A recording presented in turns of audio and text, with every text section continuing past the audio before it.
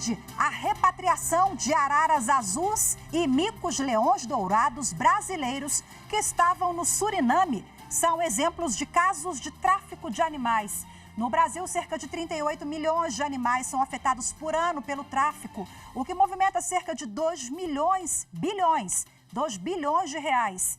Eu sou Rafaela Vivas e no Jornal da Justiça de hoje nós vamos falar sobre o combate ao tráfico de animais. Mas esse é apenas um dos destaques do dia. Vamos aos demais. Supremo Tribunal Federal julga a ação contra a Lei do Pará, que obriga empresas mineradoras a pagarem indenização prévia por danos ao meio ambiente. Em Mato Grosso, Centro Judiciário de Solução de Conflitos e Cidadania da Chapada dos Guimarães realiza círculos de construção de paz, como parte da programação do Setembro Amarelo. E ainda, no Rio Grande do Sul, aplicativo desenvolvido pela Justiça completa 5 anos com mais de 100 adoções.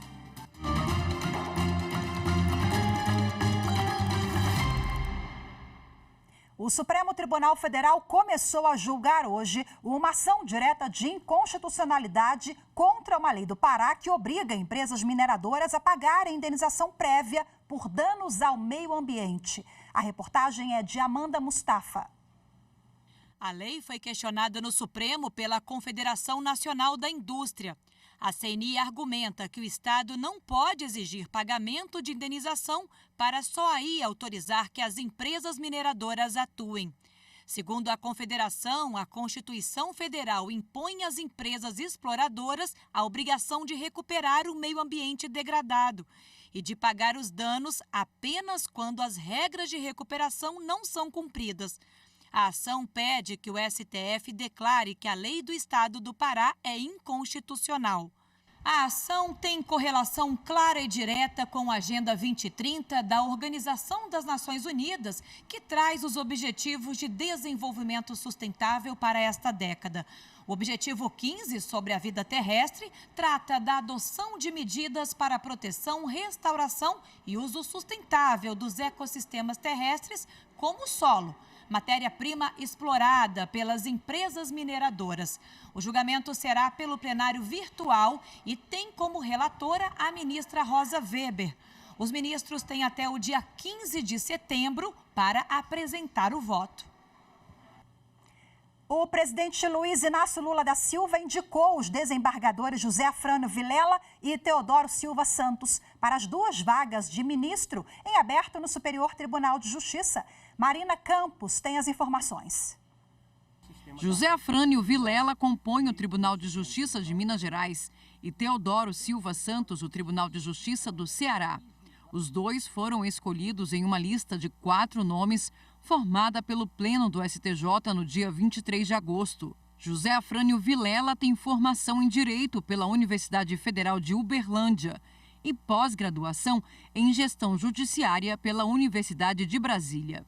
Tomou posse como juiz em 1989 e ocupa o cargo de desembargador do TJ de Minas Gerais desde 2005. Atuou como vice-presidente do Tribunal Mineiro no biênio 2018-2020. Teodoro Silva Santos é mestre em Direito Constitucional pela Universidade de Fortaleza, desembargador do Tribunal de Justiça do Ceará desde 2011. É atualmente o presidente da Câmara de Direito Público da Corte. Entre outras funções, já exerceu o cargo de Corregedor-Geral da Justiça do Ceará. As vagas no STJ decorrem da aposentadoria do ministro Jorge Mussi e do falecimento do ministro Paulo de Tarso Sanseverino. Os escolhidos serão agora submetidos à sabatina no Senado Federal e, se aprovados em plenário, serão nomeados pelo presidente Lula e empossados em sessão solene aqui no STJ. De acordo com a Constituição, o STJ é composto por 33 ministros. 1/3 deles vem dos tribunais regionais federais e outro tem origem nos tribunais de justiça. O último terço é escolhido em partes iguais, alternadamente, dentre advogados e membros do Ministério Público Federal, Estadual e do Distrito Federal e Territórios. Em Alagoas, um projeto desenvolvido pelo Judiciário garante a famílias de baixa renda a regularização de imóveis. A repórter Lídia Lemos conta que mais municípios aderiram ao programa.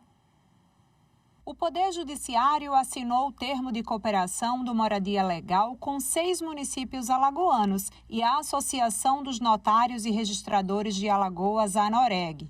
Aderiram ao projeto os prefeitos de Igreja Nova, Giraldo Ponciano, Penedo, Campo Alegre, Palmeira dos Índios e Arapiraca. Essa é uma grande iniciativa do Tribunal de Justiça. Eu quero aqui agradecer as ações que estão sendo desenvolvidas nesse sentido, principalmente ao seu presidente, o desembargador Fernando Tourinho, e dizer que não só Arapiraca, mas eu acho que os 102 municípios vão querer participar de um programa como esse. Tem muita gente que precisa da posse do seu imóvel, e são pessoas humildes que precisam da titularidade do seu imóvel, e eu acho que essa é uma grande iniciativa. O projeto garante a famílias de baixa renda a regularização fundiária gratuita dos imóveis.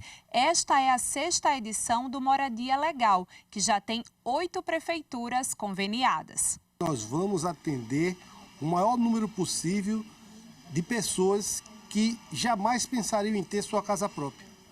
Por isso que eu tenho dito que esse programa Moradia Legal, eu disse hoje e repito, eu tenho um sonho desse programa atingir os 102 municípios do estado de Alagoas, porque é possível, haja vista que depende muito dos cartórios e das prefeituras. O desembargador coordenador do Moradia Legal, Carlos Cavalcante, destaca quem pode ser beneficiado pelo projeto. Todas aquelas famílias que exercerem posse mansa, pacífica, contínua há mais de 5 anos de seus imóveis residenciais, desde que esses imóveis sejam os únicos, têm direito à regularização fundiária gratuita, observado também a questão econômica.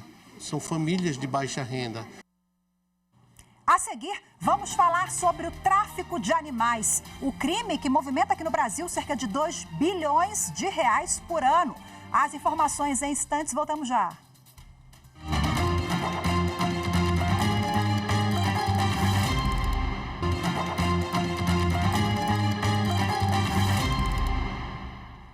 Em decisão liminar, o juizado especial do torcedor do Tribunal de Justiça do Rio de Janeiro determinou o afastamento da torcida organizada Força Flu de seus associados e integrantes dos locais em que se realizem eventos esportivos em todo o território nacional. O Ministério Público acusa os integrantes da torcida de apedrejarem o ônibus do Botafogo na semana passada. Bom, além da organizada não poder frequentar os estádios, também deverá manter distância num raio de 5.000 metros. E a torcida não poderá usar e nem vender material que a identifique. De acordo com a decisão, o desrespeito a qualquer uma das determinações pode acarretar na aplicação de multa no valor de R$100 mil. A Polícia Federal, em conjunto com os Ministérios do Meio Ambiente, Mudança do Clima, Justiça e Segurança Pública e Relações Exteriores, repatriaram araras e micos que estavam sob posse do governo do Suriname. Os animais foram apreendidos em uma operação que interrompeu o tráfico de animais. Bom, aqui no Brasil, por ano, cerca de 38 milhões de animais são afetados pelo tráfico, o que movimenta cerca de 2 bilhões de reais. Além disso, o tráfico de animais é considerado a 3ª maior atividade ilegal do mundo, atrás apenas dos tráficos de armas e de drogas. A reportagem é de Carolina Chaves. A Polícia Federal resgatou 5 araras azuis e 7 micos-leões dourados no Suriname, levados para serem vendidos de forma ilegal. As araras foram encaminhadas à estação quarentenária de Cananéia, litoral de São Paulo. Os micos estão no zoológico de Guarulhos. Os animais foram avaliados pelas equipes de veterinários e estão em quarentena, como explica a médica veterinária do zoológico de Guarulhos, Cláudia Igaiara. Também já foram coletadas amostras para outros exames importantes para definir a destinação final desses animais. A quarentena deve girar em torno de 30 dias e, a partir daí, então, junto com os órgãos responsáveis pelos programas de conservação da espécie, será definida a destinação final dos animais. Todos encontram-se bem, com comportamentos ainda um pouco assustados, mas estão se adaptando de maneira adequada. As duas espécies estão em extinção. Os animais só foram encontrados depois de uma denúncia anônima por causa do barulho das araras. Elas estavam em uma casa aparentemente abandonada nos arredores de Paramaribo, capital do Suriname. A suspeita é que os animais seriam levados para a Europa. A operação foi em conjunto com os Ministérios do Meio Ambiente e Mudança do Clima, Justiça e Segurança Pública e Relações Exteriores, para a repatriação dos animais que pertencem à fauna brasileira. O resgate foi feito por equipes de veterinários e especialistas do Instituto Chico Mendes de Conservação da Biodiversidade, ICMBio e IBAMA. Após as análises sanitárias, comportamentais e genéticas, eles serão destinados ao programa de manejo que contribui para a conservação das espécies. O objetivo único é o revigoramento da população do mico-leão dourado e de arara azul de Leá.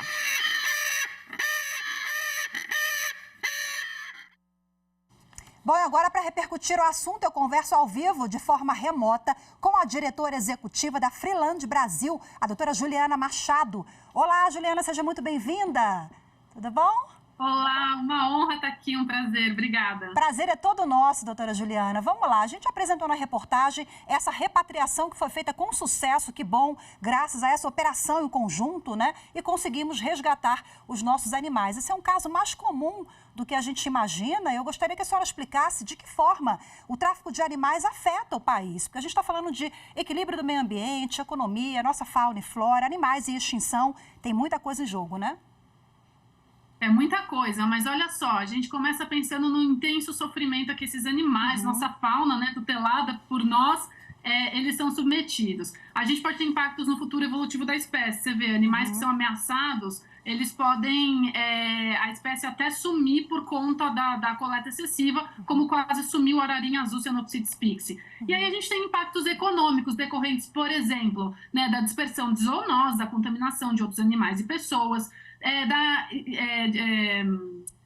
da distribuição de espécies exóticas nocivas e da dispersão das suas doenças, da perda de serviços ecossistêmicos por conta da defaunação, da perda de animais, que é um impacto gigantesco, e de todos os crimes associados que impactam a governança. Então, a gente tem receptação, fraude documental, corrupção, lavagem de dinheiro, associação criminosa, entre muitos outros, até organização criminosa. E aí eu chamo a atenção, né, para também impactos na nossa soberania. A gente está vendo aí o roubo da nossa biodiversidade, do conhecimento tradicional associado e também dos seus potenciais benefícios. É uma catástrofe. Quais são os maiores gargalos na avaliação da senhora para a gente frear as ações de criminosos no que tange o tráfico de animais? Olha só, primeiro, demanda. A gente precisa reduzir as pessoas que compram, o mercado. Segundo, inclusão social, presença de serviços do Estado nas áreas-fonte, proteger os animais e as pessoas que moram onde os animais ocorrem. Terceiro, valorizar a estrutura de fiscalização ambiental, né? As delegacias que combatem crime ambiental, então a gente tem IBAMA, ICMBio, PF, Organização Estadual de Meio Ambiente, etc. Fortalecer lei, priorizar o combate a esse crime, melhorar, adequar nossas leis. E aí também não incentivar. Então, por exemplo, é muito comum a gente ver a devolução do animal apreendido por infrator. Isso aí é uma desgraça para o combate ao crime. Então, a gente precisa aí de um conjunto de ações paralelas. Por que é uma desgraça? Pegando o gancho aqui, o sujeito devolve e acha que está tudo certo? Porque você comete um crime, você rouba um carro, aí depois que você paga uma multa bem baixinha, o sistema de justiça vai lá e fala assim, mas fica com você o carro, não tem problema. Muitas vezes você pode até lucrar com esse carro, não tem problema não. Como você vai sentir? Você vai sentir que tudo bem, que você pode cometer aquele crime. Incentiva, deseduca e o animal continua ali num cativeiro inadequado. Então a gente precisa de uma legislação também mais rigorosa no que se refere a isso, tem que doer no bolso, no que se refere a multas e sanções também, com maior rigor, né? Então, a gente precisa de uma legislação mais adequada, mais rigorosa para punir o criminoso, mas a gente também precisa de uma aplicação adequada da legislação que a gente tem hoje. Então, por exemplo, o oferecimento do acordo de transação penal só quando as circunstâncias estão presentes para o oferecimento desse acordo, a diferenciação do traficante profissional e das sanções e das penas a ele, né, que são imputadas a ele, versus aquela coisa mais oportunista e mais ingênua. Então, a gente precisa, sim, melhorar e adequar a legislação e as penas, mas também aplicar de forma adequada. É dar efetividade, né, ao que já temos, porque também já temos um arcabouço aí posto, né? Doutora, essa repatriação que mostramos na reportagem, ela é muito burocrática, porque envolveu uma série de pastas ali, né? A senhora falou há pouco de documentação, para poder trazer esses animais de volta, é um processo, assim, que demora? Demora, e eu queria dar parabéns a todos os órgãos envolvidos. Eu acompanhei bem de perto a Autoridade Administrativa Sites, né, representada pelo IBAMA, a Polícia Federal, o pessoal do ICMBio, o pessoal do Itamaraty. Foi um esforço incrível, porque é muito difícil repatriar, é raro a gente ter essas repatriações, não é simples, mas precisa ter toda essa burocracia mesmo, apesar de ser ideal que se torne mais eficaz, que é para controlar, para evitar, por exemplo, trazer bicho doente, ou para evitar uma desculpa de repatriação e você acabar fazendo uma movimentação que não seria adequada. Então, realmente precisa ter controle mesmo. Tá, doutora, o Brasil está no topo do ranking dos países ali que mais traficam animais ou que é rota? Olha, é muito difícil a gente dizer se é o topo, porque a gente tem países na África, na Ásia, mesmo na Europa, que traficam muito. Mas, certamente, a gente é um país relevante como fonte de animais para o mercado externo e para o mercado interno. É uma rota, e a gente também é mercado consumidor para animais de outros continentes, de outros países. Então, o Brasil, de fato, tem um papel relevante. Aqui, a gente está falando do tráfico, falamos da repatriação, mas eu estou pensando aqui, aquelas pessoas que compram um pintinho na feira, que está atrás do papagaio. Vamos deixar uma mensagem aqui também para o papel da sociedade, de cada um, nisso tudo que a gente está falando, no tráfico? Olha, o tráfico só ocorre porque tem alguém que compra esses animais. E hoje em dia, muitas vezes a gente sabe que a gente está comprando animal ilegal e muitas vezes a gente não sabe. A gente tenta comprar um animal ilegal e não consegue. Então, eu acho, primeiro, né, o tráfico só existe porque existe a demanda. Eu acho que é necessário a gente pensar a nossa relação com os animais silvestres. Eu, de fato, preciso comprar um animal que eu sei que é ilegal, e mesmo quando é legal pode alimentar o tráfico, e eu preciso possuir. Todos nós somos agentes, né? Todos nós somos educadores e podemos conversar com os nossos amigos, vizinhos e colegas de trabalho. Todos nós somos consumidores e podemos decidir onde vai o nosso dinheiro, e todos nós somos eleitores e podemos votar em pessoas que priorizem a conservação ambiental. Então, para mim, pessoalmente, eu acho, vamos repensar nossa relação com os animais silvestres. O animal silvestre não é pet, ele tem que estar solto num ambiente em constante transformação. Muito bom, muito obrigada. Mais uma vez, doutora Juliana Machado, diretora executiva da Freeland Brasil. Boa tarde, até a próxima. Obrigada, boa tarde. A seguir, no Rio Grande do Sul, o aplicativo desenvolvido pela Justiça completa 5 anos com mais de 100 adoções. Os detalhes em instantes, voltamos já.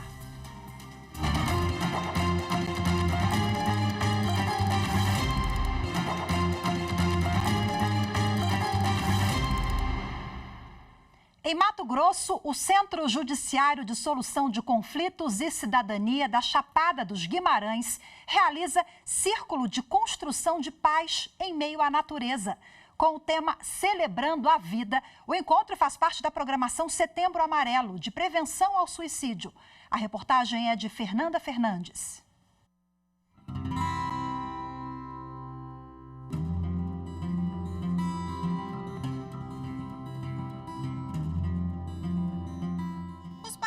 De Chapada dos Guimarães, a bela visão que se tinha de um dos mirantes da cidade, o cheiro e os sons da mata formaram um cenário do Círculo de Construção de Paz, promovido pelo Centro Judiciário de Solução de Conflitos e Cidadania da comarca, com uma equipe multidisciplinar do município, composta por membros do Sistema de Justiça e Prefeitura.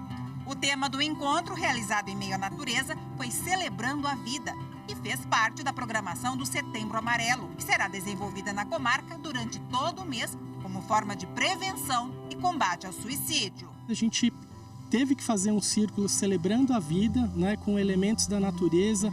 A gente foi construindo, né, a nossa peça de centro, né, que foi uma árvore da vida, justamente construindo com valores positivos, que a gente pudesse celebrar a vida para que os profissionais que aqui estiveram, né, todos trabalhamos com o público. Então, a importância da gente se valorizar, entender o excelente trabalho que cada um deles tem para que eles possam ser instrumentos afiados e que a gente possa escutar e estender as mãos para essas pessoas que estão num desequilíbrio emocional. Para muitos dos participantes, essa foi a primeira experiência com a metodologia, que busca o autoconhecimento, o fortalecimento de vínculos e o empoderamento.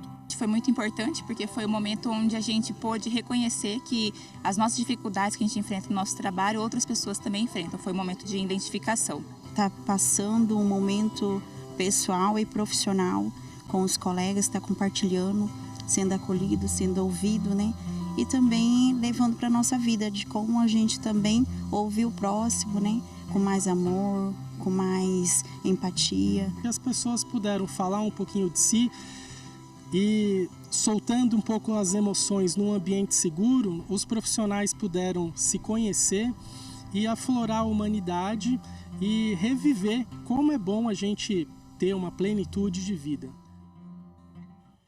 Este ano, o aplicativo Adoção do Tribunal de Justiça do Rio Grande do Sul completou 5 anos e promoveu 102 adoções. A ferramenta deu rosto e voz para crianças e adolescentes, trazendo esperança para quem deseja formar uma família. Confira na reportagem de Paola Marcon. Bem-vindos ao lar da Karen, Carlos, Camille e Natália. Essa família que transborda amor, formada no ano de 2020 com a ajuda do aplicativo Adoção do TJRS. O nome do aplicativo Deixa o Amor Te Surpreender, ele realmente foi relevante na nossa vida, porque ele permitiu que a gente pudesse enxergar através do amor. O aplicativo para nós ele foi muito importante, né? Porque foi no momento, na verdade, foi assistindo a live de 2 anos do aplicativo em 2020. 10 de agosto. Que a gente, então, conheceu as nossas filhas, né? E transcorreu todo o processo de adoção, porque a gente estava num período de pandemia, então a gente foi conhecer elas em Caxias. E aí tava tudo fechado, shopping fechado, lojas fechadas, tudo fechado. A gente não tinha aonde ficar com elas, né? E aí então fizeram uma reunião, assistente social e tudo mais.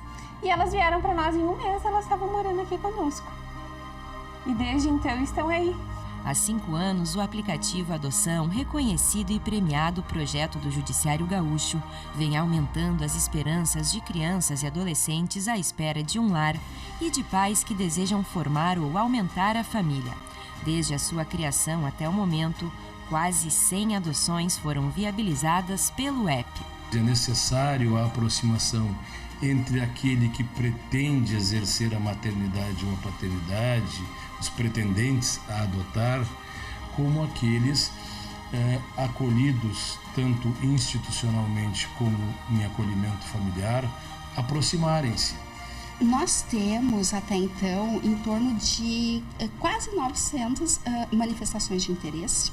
Né? Temos aproximações em andamento hoje, são 5, guardas em andamento 35 e, como você bem disse, quase 100 adoções, né? São 99 adoções realizadas pelo aplicativo, né? E tem também um total de 7.546 pretendentes que estão ali ativos no aplicativo, né? O aplicativo é resultado de uma série de ações movidas pelo Poder Judiciário Gaúcho, através da Coordenadoria da Infância e Juventude, dentro da campanha Deixe o Amor Te Surpreender. O objetivo é incentivar a flexibilização dos perfis desejados pelos pretendentes habilitados, impulsionando adoções de difícil colocação, que são crianças com mais de 7 anos, grupos de irmãos e jovens com deficiência. Se daqui a pouco você que está assistindo isso se pergunta se daria conta, você dá conta, sim. Dá conta, porque essas crianças elas já superaram tantas coisas, passaram por tantas adversidades. E o que elas precisam é amor, carinho, compreensão e, acima de tudo, uma família para poder amar elas. A ferramenta está disponível para os sistemas Android e iOS. As informações e imagens estão armazenadas em uma área de acesso restrito.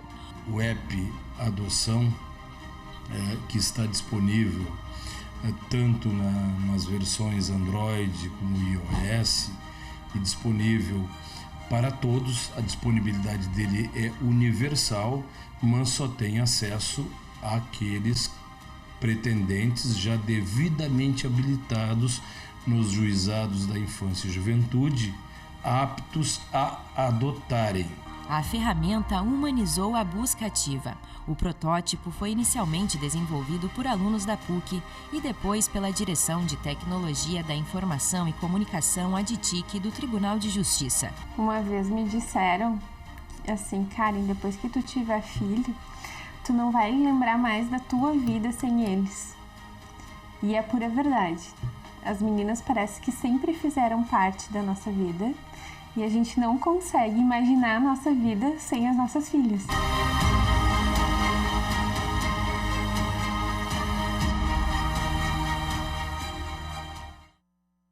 Com essa história linda dessa família do Rio Grande do Sul, a gente fica por aqui. Muito obrigada pela sua companhia. Excelente fim de semana para todos vocês. Até segunda. Tchau, tchau.